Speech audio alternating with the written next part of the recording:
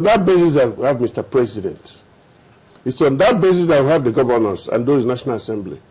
If you ever say we, the people, have now decided a new constitution, what will happen is that the old order must go away. But some people say that we, the people, is a lie. It is a lie because we know who and who bet. Some of them are still alive, but they were doing what they were doing under powers conferred on them by a decree. So it will take a revolution to change the existing state of things. And for that to happen, all those in offices must go. And this is what they did in, I think, Togo and Benin, in Congo, Brazzaville. And it brought chaos. No, but there are other African countries who did the same thing, and there was no chaos. None has ever succeeded through sovereign national conference. Initially, they will think they have succeeded, then they go back. That's why the minute things changed in Congo, Brazzaville, after they went back to war. They came back. It's something you have to manage carefully, and it's something you have to be sure and certain in your expectations. So those countries that kept on agitating, saying, look, we didn't like the way things were going, how South Sudan came about, how Eritrea came about, they didn't have a point? Or what? South, they still went back to their National Assembly. South Sudan, rather. They still went to the assembly in the Republic of Sudan. And what the Constitution required them to do was to go and do a referendum whether the people of South Sudan actually want to be on their own as a country. So they had that option of a referendum. It's there. In Nigeria, the nearest yes we have about is creation of states. Creation of state, about referendum. How is that? That if you want to create a new state, this is the following. One of them includes a referendum. But if it comes to amendment of the Constitution, the same Constitution stated how it can be amended. And even the fundamental rights, that's the one that would be difficult to amend. But what about when lawyers say that, when they cite Section 14, saying, look, the sovereignty inherently resides in the people. And that they had partly donated part of it to the National Assembly. And that nobody will come to power in Nigeria or in any part of Nigeria except as stated in this Constitution. It's there. So as long as the same Constitution tells you what to do, for you to go outside it, it becomes a revolution. So what we are doing under the National Conference is actually a midway, because we really need to talk.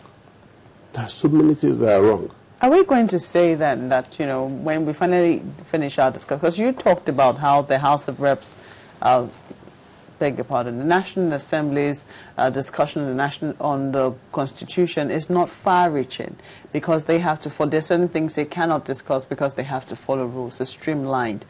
Are you now saying that when we have had these far-reaching discussions through a national dialogue, we now take it to the National Assembly for input into the Constitution? Because I'm trying to remember what the President said, that the National Assembly will have no say whatsoever on what it is that we're giving them to put into the Constitution, and will simply put it there just like that as we want?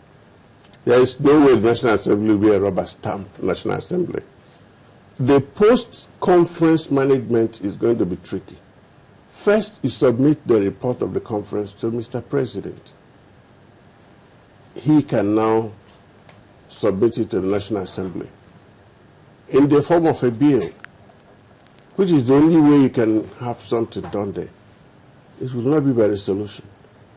And if you remember under Obasanjo's own, he had his own, even though most of us suspected it was his third-term ambition that was playing out. But here, when it gets to the National Assembly, they will look at it, because first and foremost, they're going to talk of citizens. These are things you have to talk about. The right of women, the right of children, the right of everybody, even the right to education. You know, you just mentioned something. It's very interesting. You talked about President Obasanjo and his third-term ambition, which he's denied severally, which he says there was no such thing. He never thought about such a thing, and he never sponsored such a thing. You know, for many Nigerians, I mean, the former president can deny as many times as he wants, but they believe that there was a third term. They suspected that there was a third-term agenda. There was that suspicion. And for that reason, the national dialogue wasn't as successful as it should have been. If the opposition is raising a flag on this particular one, shouldn't we take a listen? First and foremost, back to Obasanjo's one. If you still doubt what was going on, go and read El-Rufai's autobiography. Which a lot of people have questioned, which a lot of people but the have man also said had he himself was to. actually the de facto vice president and gave details of what was going on. So, many of us were old enough then to know what is going on. It's only a youngster that will tell and he'll listen to Obasanjo that there was no third term. So, that book said it all. Other books are coming. I know Rufai has a way of writing. He writes first and thinks after. He wasn't there to protect Obasanjo, he was just showing himself. Now, as of today, there will always be suspicion on the motive for this national conference. But the most important thing is the freedom given to the people to discuss. If you say no holds barred, I'm happy Governor Lee of Niger State has said that we're ready to go, we want to go, and so on. See, these are things that will come out if the people have the freedom to speak. If the way they are choosing is free from any ambiguity whatsoever, then they will speak. But if they are going to come through the parties, they will say, okay. So we shouldn't care about the motive? No, I don't think. No. Always ask about motive. Once anything comes from a politician, remember. Always. Unless you just pointed out the Obasanjo example. Obasanjo's own. If this one is about 2015, the man still has the right to go for 2015. So Obasanjo's own was different because third term, Obasanjo had no right to third term. And all they wanted was to amend the constitution.